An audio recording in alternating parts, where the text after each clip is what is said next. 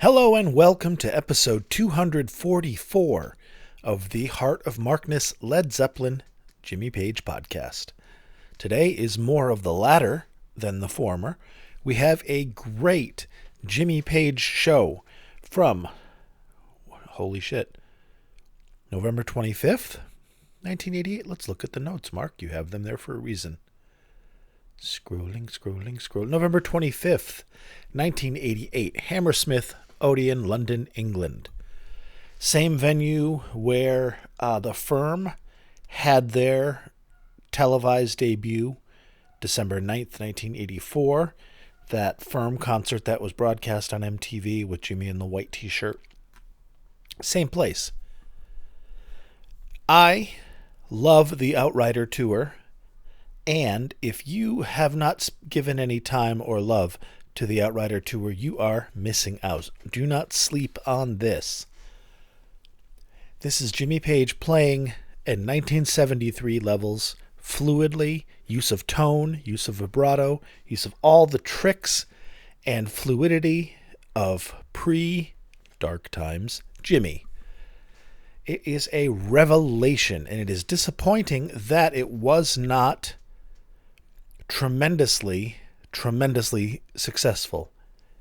He played smaller venues and theaters most of the time. When he did play arenas, they were rarely sold out. I think the Worcester Centrum, where I saw him, it was close, but everywhere else had lots of room, which is sad because this was his announcement that he was all the way back and that he had conquered his demons and worked on himself and worked on his craft, put out a solo album that is pretty darn good, and then hit the road with a ferocity that was unmatched. Like when my friend and I left, we saw him in Worcester, as I mentioned, October 29th, 1988. And when we left, my buddy Eric said, "I just felt like I saw Led Zeppelin." And I did too. And then I had to realize and acknowledge that although that was a peak concert experience, that might be my peak concert experience ever, is seeing Jimmy at that show on this tour, that it still must pale in comparison to the experience of seeing live Zeppelin. Because I saw Jimmy playing at Jimmy Page level, and that was crazy good. Because I'd seen him with the Firm twice before, and he was playing not at 1973 Jimmy level. Different stuff. Still on his way back, still doing well. But this was holy shit. And this was the first tour in 1988 where Jimmy and Robert decided to play Led Zeppelin songs again. Before that point, it was always new material.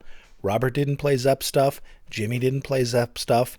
Maybe a little reference thrown in here and there, a little nod, but not added to the set list. Whereas this tour, you've got Robert coming back with Now and Zen, grew the hair out, left the artsy-fartsy avant-garde stuff to the side, and became the Golden God again.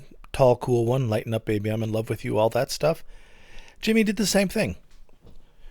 And it was amazing to hear Led Zeppelin songs played by at least one member of the band live at that time, because all we had at that time was the Firm or Robert Plant's solo stuff, which, hey, both of those, good stuff. Happy to go, I would go again.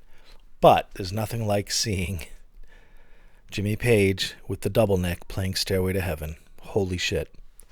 All right, so this is towards the end of the tour, wrapping it up. He had left the States and gone back to the UK. This is Hammersmith Odeon.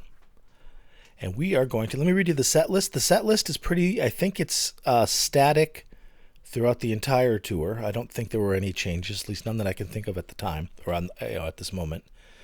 Opened with Who's to Blame off of Death Wish 2, then Prelude off of Death Wish 2, Over the Hills and Far Away, Zeppelin, Wanna Make Love and Rites of Winter, both off of Outrider, Tear Down the Walls, Firm Song off of Mean Business, Emerald Eyes, Outrider, Midnight Moonlight with White Summer and Black Mountainside. So you've got Midnight Moonlight from The Firm, as well as harkening back to the old Led Zeppelin days as the Swan Song instrumental.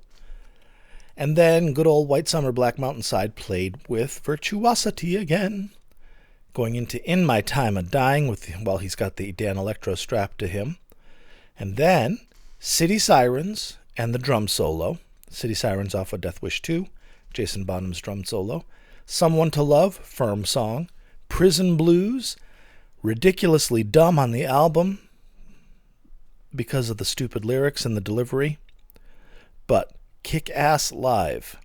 Then we have The Chase, which is off of Death Wish 2, the violin bow solo with the pyramid, the laser pyramid, and then straight up instrumental Dazed and Confused session. Great, unbelievable, delightful to hear. Wasting My Time off of Outrider, Blues Anthem off of Outrider, a million times better live than on the album, and on the album it was great. Custard Pie, gorgeous. Train Kept a Rollin', nod to the Yardbirds, finishing up with second encore, Stairway to Heaven, with the audience singing along. A magical experience. Well, let's get to it, people. I've covered the Outrider tour a few times, and I will cover it a few times more because it's fucking great. And this time around, I have chosen some songs that I typically don't choose. Trying to keep away from the same old, so that people are like, oh, let me guess, we're going to hear Over the Hills and Far Away again. No, you're not. In fact, what are you going to hear? What are you going to hear? You know what? Let's start with Prison Blues. Dirty blues. The lyrics are still pretty much the same, and they're still kind of dumb. John Miles does a better delivery in my mind than, oh my God, Chris Farlow. Jeez. Had to reach for that one. That was sad.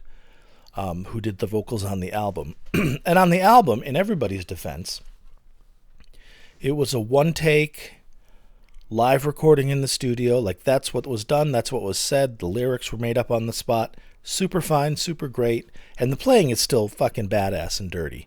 This just seems to be a little badassier and a little dirtier. So, here we go, friends. Prison Blues. November 25th, 1988. Hammersmith Odeon. Enjoy.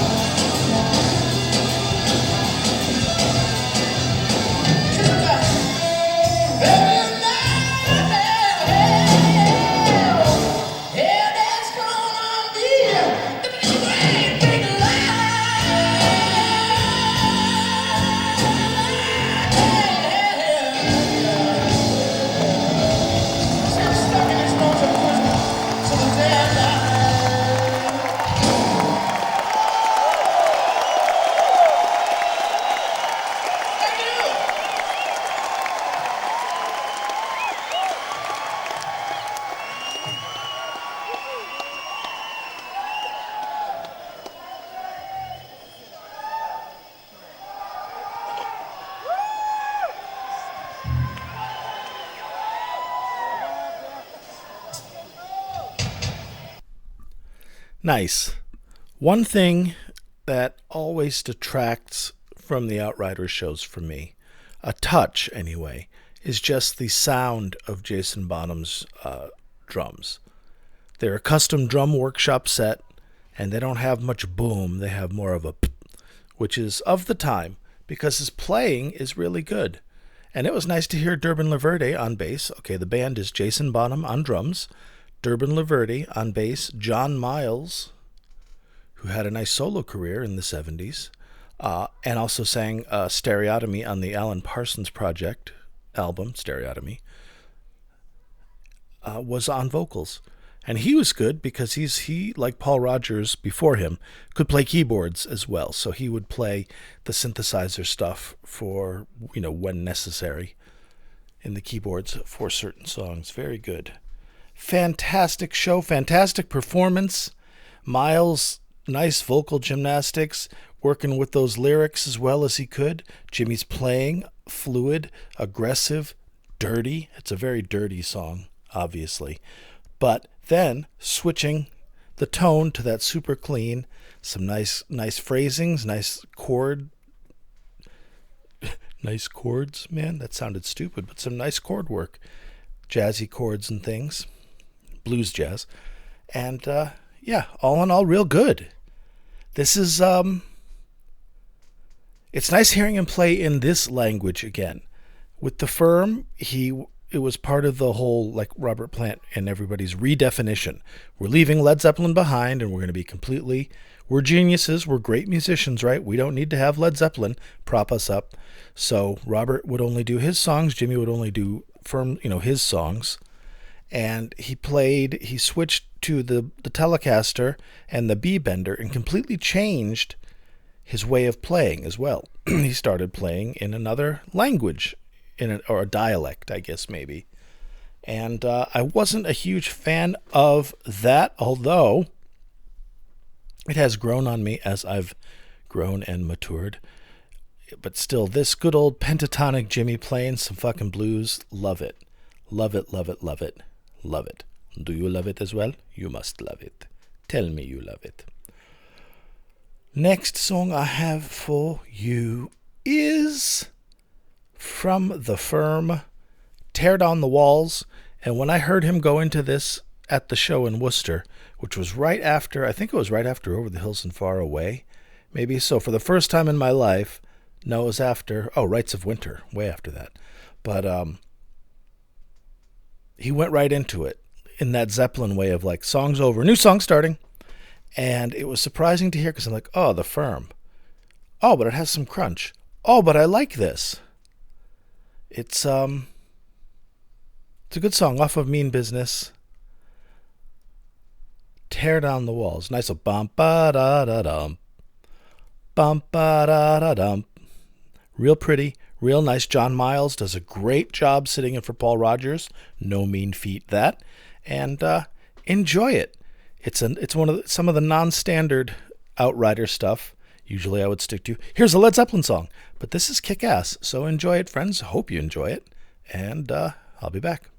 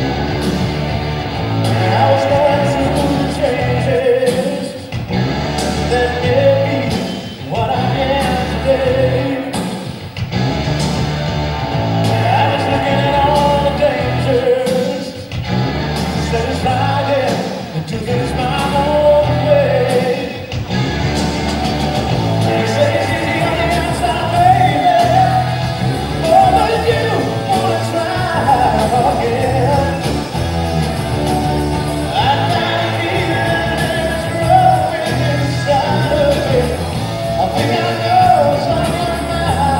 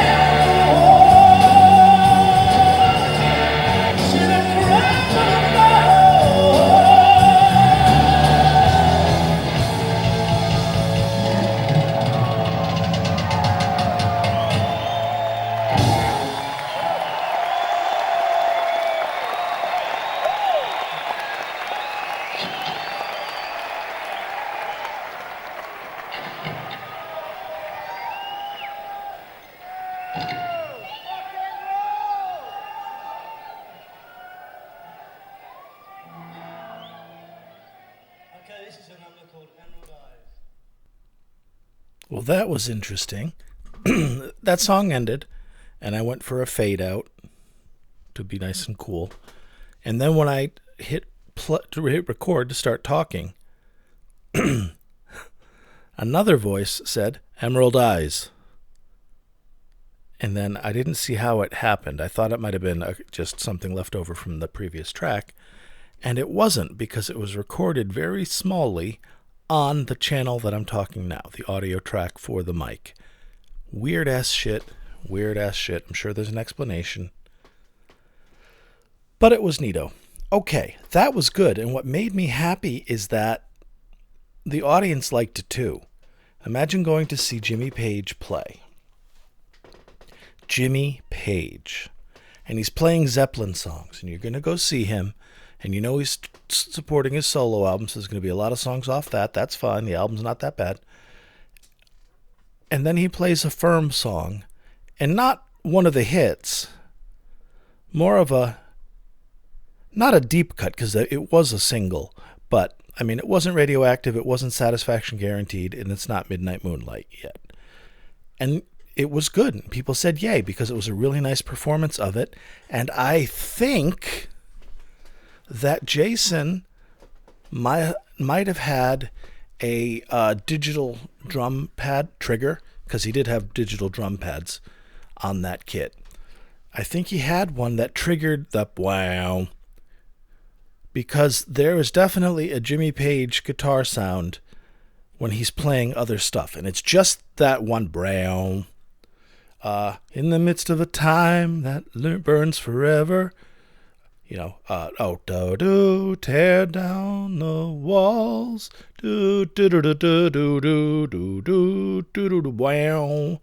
The wow is not played by Jimmy, so it must be a Bonzo Jr. trigger. Anyway, listen to it. Let me know if you have any insight on that. Maybe it was an effects thing Jimmy did. I don't know. I think to me it sounds, because there are times when it's just a hair out of place, which it wouldn't be if it were strummed. But if it's a strummed chord hit with the digital trigger, then the attack may not occur the literal instant the stick hits the pad, thereby creating a sense of a slight, ever so slight delay. I don't know. We'll see. It was good though, right? It was good, right? Did you like it?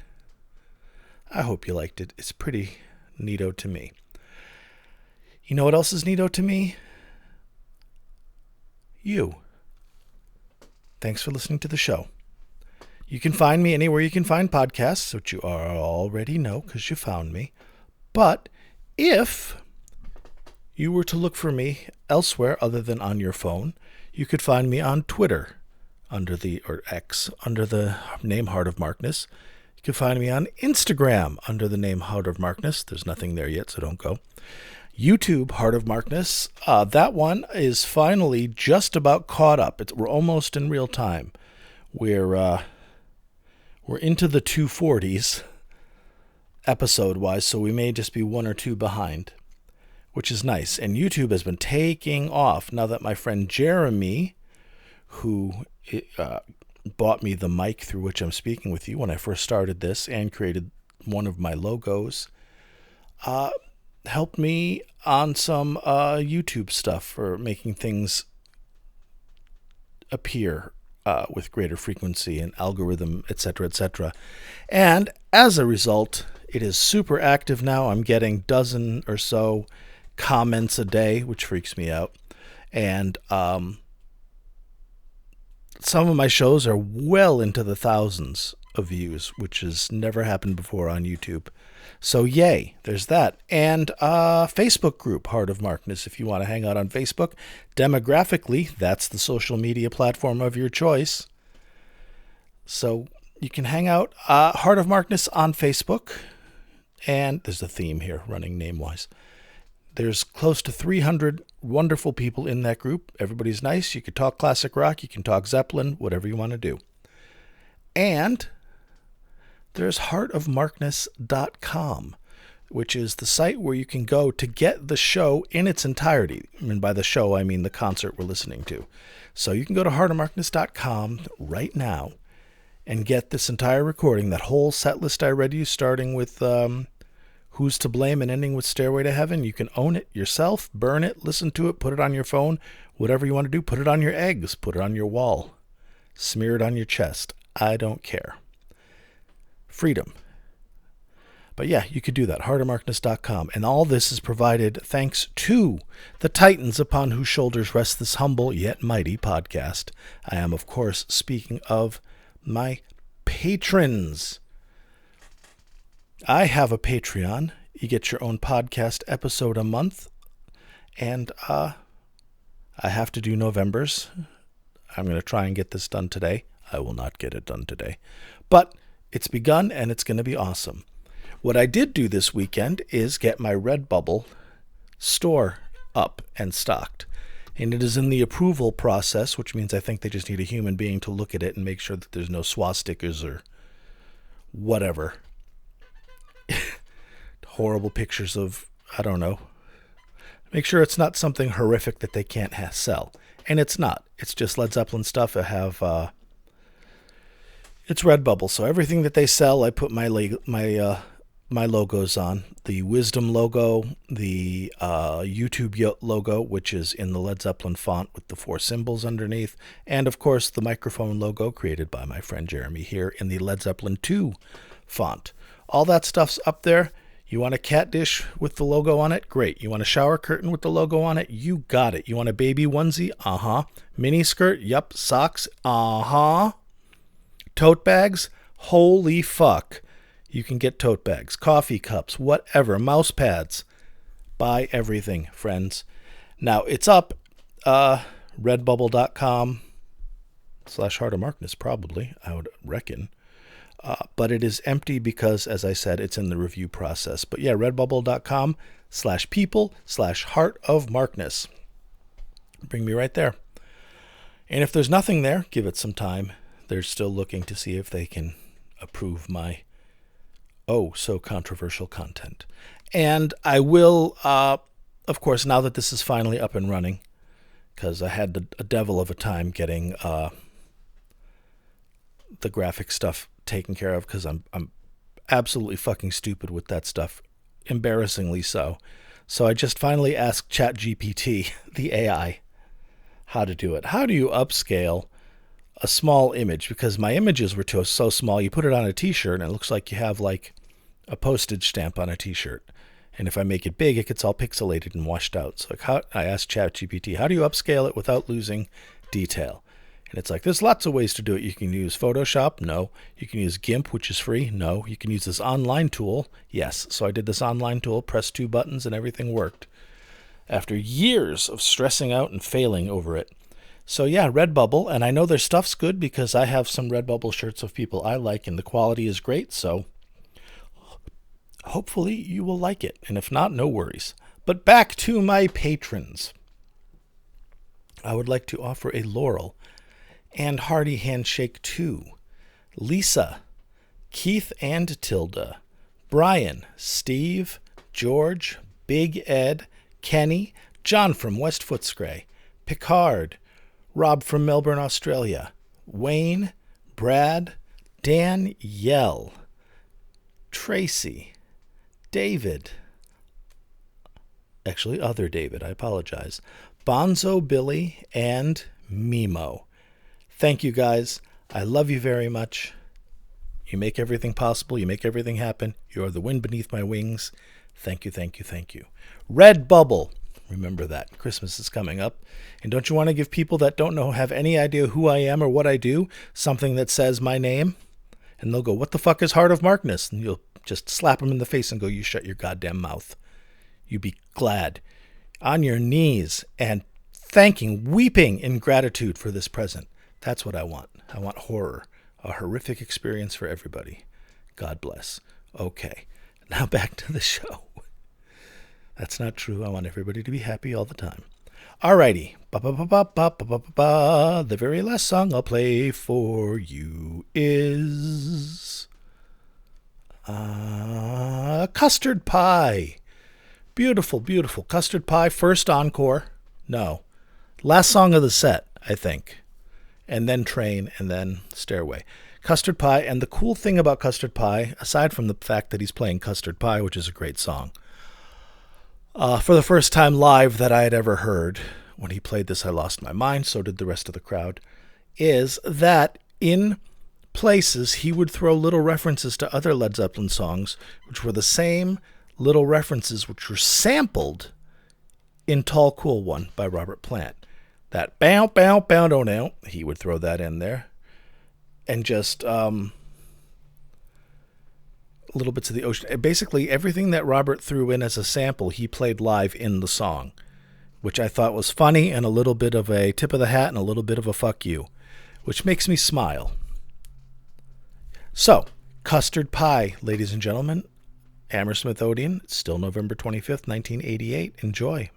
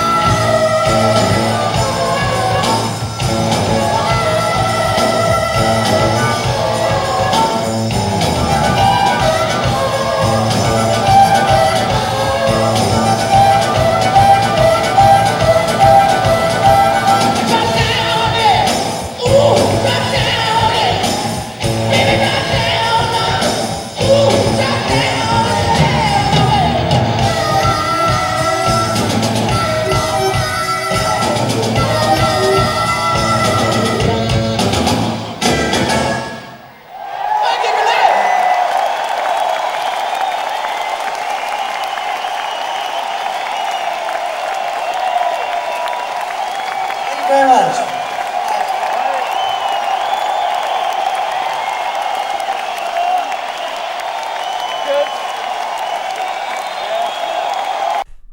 Yay. So cool. And I will finish by echoing what Mr. Page just said. Thank you very much for listening. Hope you liked it. I am every Sunday. I've moved from Thursday to Sunday doing the Led Zeppelin and Led Zeppelin adjacent podcast. And hope you join me. Hope you like this. You can always contact me if you have anything you want to say. Mark@heartofmarkness.com if you have a show suggestion, a correction or something. I will listen to you. I will hear you. You will be heard. So please, please, please be good to yourselves and each other. Check out that Redbubble shop. Keep refreshing the page until my shit appears, and then buy it. Please. All right. Love you guys. Thank you very much. Bye-bye.